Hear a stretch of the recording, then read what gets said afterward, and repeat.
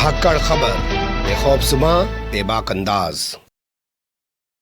धाकड़ खबर में आपका स्वागत है। मैं आपके साथ हूं अकरम रईस खान। हराम के माल पर दिद्दे लाल, ये पुरानी कहावत है, आपने सुनी भी होगी, बहुत भद्दे से अंदाज में कही जाती है। लेकिन अगर आज ये कहावत अमेरिका, ब्रिटेन जैसे बड़े देशों पर लागू की जाए तो कुछ गलत ना होगी, क्योंकि वो लोग डाका डालना चाह रहे हैं फिलिस्तीन में निकली हुई बड़ी गैस संपदा पर। और ये डाका डालने की जो नीयत है उनकी, वो बनी है यूक्रेन जंग के बाद, क्योंकि जैसे ही यूक्रेन से लड़ाई शुरू हुई वैसे ही रूस से मिलने वाली जो गैस है वो बंद हो गई। और जब बंद हो गई तो उन्होंने पूरी दुनिया में नजर दौड़ाई, तो उन्हें पता चला अरे गाजा में, फिलिस्तीन के अंदर, वेस्ट बैंक के इलाके में बहुत सारा गैस का जखीरा छिपा हुआ है। तो इसी के बाद से लोग सवाल उठा रहे हैं कि असल में जो जंग में इजराइल का साथ दिया जा रहा है, क्या वो उसी गैस के जखीरे पर डाका डालने के लिए दिया जा रहा है, या वाकई में इजरायली मर गए हैं इसलिए अपने आप को जो है इजरायलियों के साथ खड़ा हुआ दिखाने की कोशिश कर रहा है अमेरिका और ब्रिटेन। अब बात पूंजीवाद की आई, तो इस मुद्दे पर बात करने के लिए मुझे लगा सबसे बेहतर शख्स हो सकते हैं कृष्णकांत जी, यानी के जी। वो तो पूंजीवाद पे माहिर माने जाते हैं, पूरी दुनिया के पूंजीवाद को लेकर आप उनसे बात कर सकते हैं, कैसे कैसे पूंजीवाद आज चीजों को बदल रहा है, उन तमाम चीजों पर वो लिखते और बोलते रहते हैं। तो फिर से एक बार वो हमारे साथ जुड़ रहे हैं। बहुत शुक्रिया सर वक्त देने के लिए। धन्यवाद मिस्टर अकरम, मुझे इस विषय में बुलाने के लिए। मुझे माहिर मत कहिए, मैं भी एक प्यूपिल ही हूँ, एक विद्यार्थी हूँ इस मसले पर। हाँ, निश्चित रूप से मैं यह समझता हूँ, हमारा संगठन लोकपक्ष समझता है कि इन सब जितने घोटाले या गड़बड़ियां हैं, जितनी भी दुनिया में शोषण और जो मजदूर वर्ग का या मेहनतकश जनता का हो रहा है, उसके पीछे पूंजीवाद ही है। जी बिल्कुल सही आपने कहा कि पैसा ही असल में सबसे बड़ी वजह है। तो क्या जो इजराइल और फिलिस्तीन की जंग में ब्रिटेन और अमेरिका उसका साथ दे रहे हैं और पिछले मुसलसल 44 दिनों से मासूम बच्चों को, महिलाओं को, बुजुर्गों को मौत के घाट उतारा जा रहा है, स्कूलों को, अस्पतालों को नहीं बख्शा जा रहा है, वो ऐसे ही माल के लिए किया जा रहा है?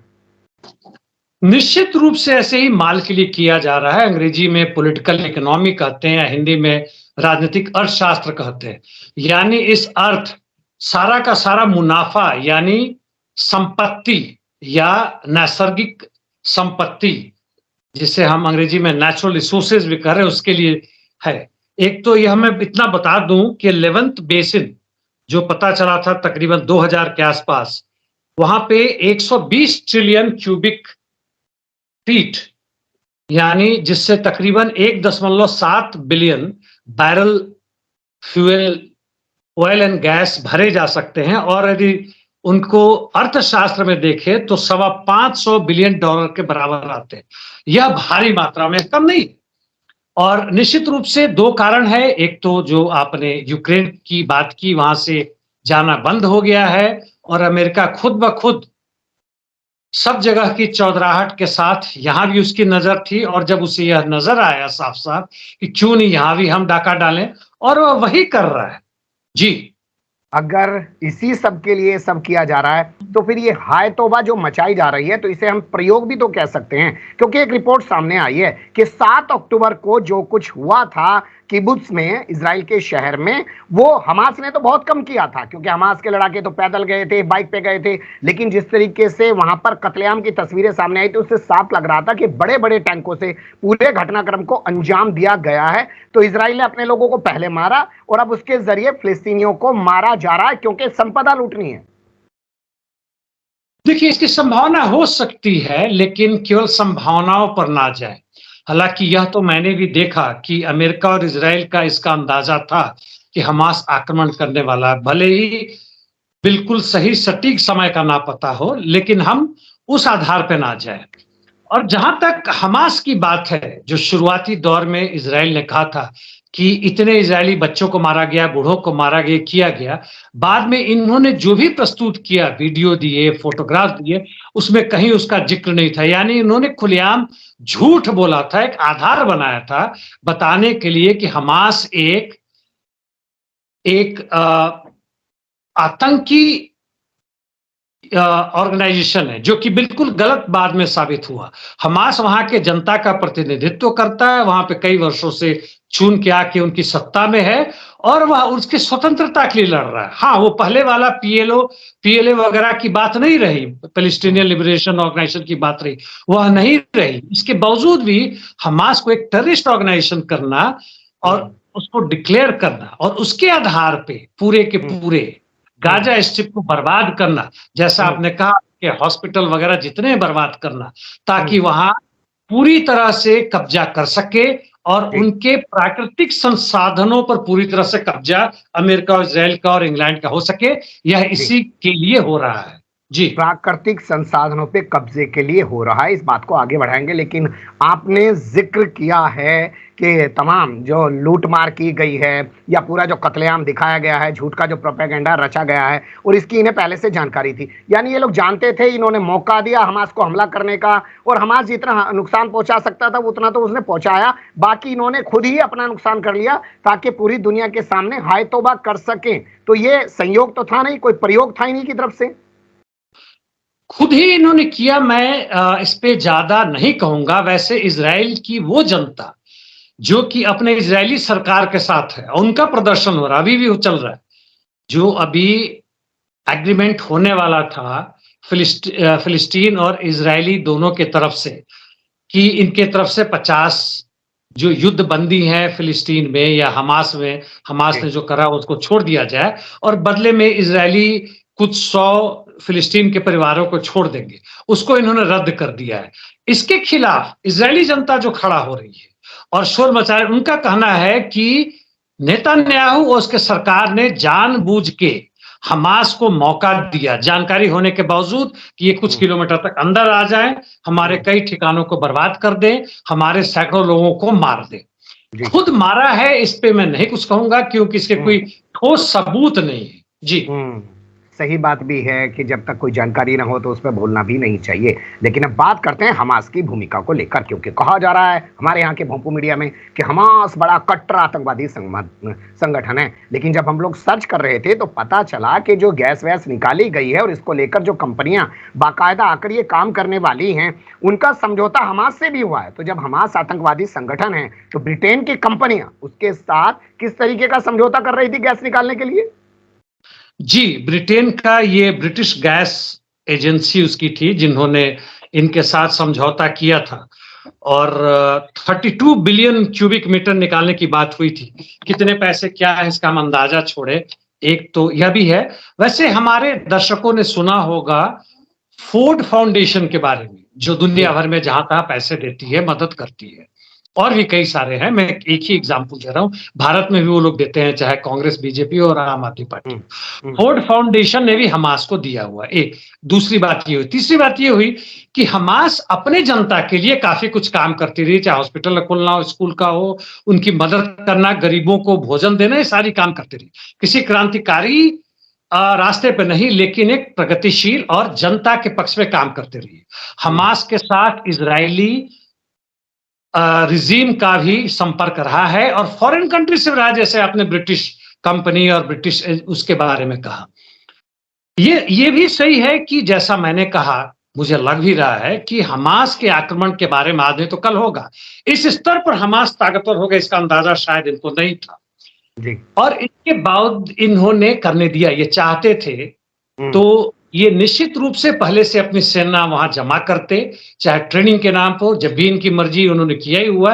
इन लोगों ने जानबूझ के उसमें ढील दी, जिससे इस तरह की बातें जो संदेह पैदा करती है वह मजबूत होता है कि इजराइल ने जानबूझ के हमास को खास स्तर तक अंदर आने दिया और उसके बाद से एक तो नेचुरल रिसोर्सेज पर कब्जा करने के लिए पूरे फिलिस्तीन, यानी अभी जो गाजा स्ट्रिप है उस पे पूरी की पूरी कब्जा करने के लिए, और फ्यूचर के लिए मैंने पहले भी अपने साथियों को बताया यहाँ पे आपके साथ कि वहां पे अमेरिकी मिलिट्री बेस बनाने के लिए पूरी की पूरी तरह पूरे के पूरे अरब कंट्रीज के ऊपर कैप्चर करने के लिए, या कहें कि वहां पे अपना दबदबा बनाए रखने के लिए, ये सारे इनके लक्ष्य थे, जो हमास के आक्रमण के कारण इनको मौका मिला या इन्होंने उस मौका को आने दिया अपनी तरफ। जी। ठीक है, इनको मौका मिल गया, इन्होंने अपने लोग मरवा दिए, कुछ तो लोग कह रहे हैं कि इन्होंने अपने लोग खुद ज्यादा मार दिए और बाद में फिलिस्तीनियों का खून ये बहा ही रहे हैं पिछले 44 दिनों से।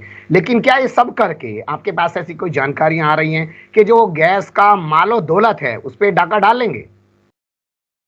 डाका तो डाल ही रहे हैं। आप उदाहरण के रूप में सीरिया में देख लें, वहां पे अमेरिकी सैन्य अड्डा कई वर्षों से है और जो जबरदस्ती वहां से तेल लेके जा रहे हैं। ट्रंप ने यहां तक कहा था कि हम अमेरिकी को पेट्रोल का खुशबू बड़ा पसंद आता है जी, और इसी कारण वहां से लूट रहे हैं, खुलेआम लूट रहे हैं। वही हालत वो विश्व में हर जगह कर रहे हैं। यदि सीधे सीधे डाका ना डाल सके तो अपने कंपनियों के थ्रू, जैसा मैंने कहा ब्रिटिश गैस या अमेरिकी एजेंसीज या इजरायली है, वहां पे प्रवेश करके अपनी पूंजी लगा के और पूर्णतः उसको कब्जा कर लेते हैं। उसमें मैक्सिमम उन्हीं का कहने के लिए भारत में भी बहुत सारी विदेशी जो पूंजी आ रही है। शुरुआती दौर में कांग्रेस के समय में 49% तक हुआ था, अब वह भी छूट दे दिया है इस वर्तमान सरकार ने कि भाई तुम और लगाओ, जो लेके जा सकते हो ले जाओ। यहां तक कि शिक्षा में, स्वास्थ्य में भी उन्होंने छूट दिया हुआ है। तो पूंजी की मजबूरी है, पूंजी की जरूरत है, चूंकि उनके आपस में भी बहुत जबरदस्त, बहुत भयानक कंपटीशन है और छोटे पूंजी को बड़ी पूंजी वैसे ही निगल जाती है जैसे छोटे पूंजी को बड़ी मछली निगल जाती है। इसलिए उन्हें यहाँ पे अरब कंट्रीज में सबसे बढ़िया बेस इजराइल और उसका सबसे बड़ा विरोधी पैलेस्टीन, हमास हो, हिजबुल्लाह हो या जो भी ऐसे हैं, जिस आधार पे भी हो, मिलिटेंट हो, जैसे भी हो, उनको खत्म करना जरूरी है। और इसके साथ साथ इनकी वॉर इंडस्ट्रीज की कितनी बिक्री हो रही है। एक पत्रकार ने यहां तक कहा है कि अमेरिका की इकोनॉमी जो क्राइसिस में थी, नेगेटिव में जाने वाले थे, पॉजिटिव में चली जा रही है, यानी वहां का जीडीपी बढ़ने वाला जैसे भारत का बढ़ना है। एक लाइन और इसमें कहूंगा, थोड़ा विषयांतर है कि जीडीपी का बढ़ने का मतलब नहीं है कि जनता का उद्धार हो रहा है। जीडीपी का बढ़ने का मतलब है कि यहाँ के 50, 100, 200 पूंजीपतियों के जेब बड़े हो रहे हैं जी। यहाँ पर 50-100 पूंजीपतियों के जेब बड़े हो रहे हैं। आखिर में, क्योंकि आप पूंजीवाद पर लगातार बोलते लिखते रहते हैं और बेबाकी से अपनी चीजें रखते हैं, इन चीजों पर, इन सवालों पर, इन मुद्दों पर जो कि सीधे सीधे सरोकार रखते हैं आम आदमी से, मीडिया क्यों बात नहीं करता? क्या इसलिए क्योंकि मीडिया भी पूंजीवाद का गुलाम हो चुका है, या अब मीडिया जो है वो मीडिया रहा ही नहीं है? दोनों बातें सही है बिल्कुल। जो कॉरपोरेट मीडिया कहते हैं उन्हीं के द्वारा चलाया जाता है शुरू से लेके आज तक, क्योंकि मीडिया अपने आप में चलाना, खैर वो जमाना था कि कुछ खास लोग अपना लिखते थे, फिर उसको साइक्लो स्टाइल करके उसको बांटने जाते थे 50, वह जमाना गया। सोशल मीडिया पर भी देख लें तो स्थिति भयानक है। जैसे यूट्यूब चैनल, कुछ भी आपने हमास की प्रशंसा कर दी तो उसको वह स्ट्राइक डाउन कर देता है, हटा देता है। मीडिया भारत में तो और भी खराब हालत है। 120-125 देशों में हमारा स्थान, जहां तक स्वतंत्रता की बात है मीडिया की, 118-19 ऐसे कुछ आता, आंकड़ा मुझे बिल्कुल मतलब याद नहीं रहता है, लेकिन तकरीबन अंतिम 5वें, 6ठे या 7वें स्थिति पे है। तो मीडिया के साथ साथ यहाँ के पुलिस प्रशासन, न्यायालय और ये सारे के सारे सत्ता, स्टेट एजेंसीज जितने हैं, ईडी, सीबीआई वगैरह वगैरह, सब हमारी जनता जानती है, ये सब के सब पूंजीवाद के रक्षक हैं, उन्हीं के लिए काम कर रहे हैं और मेहनत कर आवाम को और आगे लूटने के लिए। उनको जहां तक निजीकरण आपको नजर आ रहा है, जहां भी नजर आ रहा है, निजीकरण के साथ साथ जो भी कुछ है, जो सरकारी नौकरी होते थे, जहां एक छुट्टी मिलती थी, जिसके पैसे मिलते थे, उसको भी खत्म करके कॉन्ट्रैक्ट लेबर में खत्म कर रहे हैं। यह स्थिति है और उसके कारण इनका आपसी युद्ध भी चलता है, जो अभी हमें यूक्रेन से लेकर अभी फिलिस्तीन में ऐसा जनसंहार यूएनओ के निगरानी में, जिसके पीछे यूएस और नेटो है, इतना विभत्स दृश्य जो हमें दो रास्ते यहां से बताता है। एक तो या तो बार्बरिज्म यानी पूरी बर्बादी जो नजर आता है, और दूसरी तरफ सोशलिज्म, समाजवादी सत्ता, समाजवादी समाज जहां के हम बच सकते हैं और सब खुशहाल हो सकते हैं जी। क्या आपको लगता है कि हम लोग इस पूंजीवाद से निकलकर समाजवाद की तरफ जा सकते हैं, या समाजवाद की जो जड़ें हैं वो अब इतनी खोखली हो चुकी हैं कि पूंजीवाद के सामने वो कभी उभर ही नहीं पाएंगी? समाजवादी विचारधारा की जड़ें बिल्कुल खोखली नहीं है, क्योंकि वह वैज्ञानिक है। अब जैसे आप ले लें टर्की में और यहां भी भारत के कई विश्वविद्यालयों में जो थ्योरी ऑफ इवोल्यूशन है चार्ल्स डार्विन को पढ़ाना बंद कर दिया गया। इसका मतलब थोड़ी है कि थ्योरी ऑफ इवोल्यूशन खत्म हो गया, विकास का सिद्धांत खत्म हो गया। जी नहीं, वह बिल्कुल है, बच्चों को नहीं पढ़ाया जा रहा है और उसमें आगे विकास करने की संभावना को खत्म किया जा रहा है। यह पूंजीवाद की जरूरत है कि विज्ञान का जो तकनीकी है उसका इस्तेमाल करे, लेकिन विज्ञान को आगे ना बढ़ने दिया जाए। जी हाँ, अब तो जो स्थिति इसीलिए आती, आज जो मजदूरों की हालत है और जी, मजदूरों मैं के साथ रोक जो, रहा हूं आपको। जी जी, तो इसीलिए धर्म का ज्यादा प्रचार किया जा रहा है। जिस भी देश को देखिए, चाहे आपने तुर्की की अभी बात की, तो वहां के जो राष्ट्रपति हैं वो भी अपने आप को पूरे सुप्रीम लीडर दिखाने की कोशिश कर रहे हैं मुस्लिम दुनिया की। आप पाकिस्तान को देखिए, इमरान खान ने कहा कि हम एक नया पाकिस्तान बनाएंगे। आप ट्रंप को देखिए, उन्होंने कहा कि ग्रेटर अमेरिका हम बनाएंगे। तो ये तमाम जो चीजें होती हैं, ये पूंजीवाद इनके पीछे छिपने की कोशिश करता है। बिल्कुल, इसका जवाब बिल्कुल हाँ में है। पूंजीवाद का जो भी रूप है, चाहे वो अमेरिकी पूंजीवाद हो, साम्राज्यवाद हो, भारत में हो, जियोनिज्म हो, वहां पे किसी भी रूप में हो, उसका आधार है जनता को की हर एकता को तोड़ना, उसके हर क्रांतिकारी विचार को खत्म करना। उदाहरण के लिए एक छोटा सा दूं, जहाज में आपको बताया था कि मैं गुड़गांव में गया था। जी बेलस्कोनी नामक एक छोटी सी कंपनी है और वहां की एक यूनियन थी, और जी उस यूनियन में उन्होंने दो चार ऐसे मजदूरों को रखा जो कि मारुति उद्योग लिमिटेड के मेन से ना होके साइड में जी जो कॉन्ट्रैक्ट बिजनेस ठेका के मजदूर थे उनको रखा, और उस यूनियन की मान्यता को सरकार ने रद्द कर दी, कहा कि आपने संविधान को तोड़ा है, नियम को तोड़ा है। अब बताइए, ट्रेड यूनियन यदि मजदूरों का है और वह जिस रूप में भी हो, जहां भी वहां नहीं कर सकते, और वहां पर जब इनके नेता गए बात करने अधिकारियों से, अधिकारियों ने कहा कि नहीं, इनको नहीं मिलना चाहिए, कारण कि ये लोग जब आंदोलन जेएनयू में होता है तो वहां सपोर्ट करने जाते हैं, किसानों का आंदोलन होता है वहां जाते हैं, ये लोग अपनी बात नहीं करके दुनिया की बातें करते हैं। यानी मजदूर एकता जिंदाबाद, यानी दुनिया के मजदूर एक हो, बिल्कुल नहीं। तो मारुति उद्योग लिमिटेड के अंदर भी एक चेसिस बनाने वाला अलग है, इंजन बनाने वाला अलग है, पार्ट पुर्जा बनाने वाला अलग है, और आपस में मिलना भी चाहते हैं।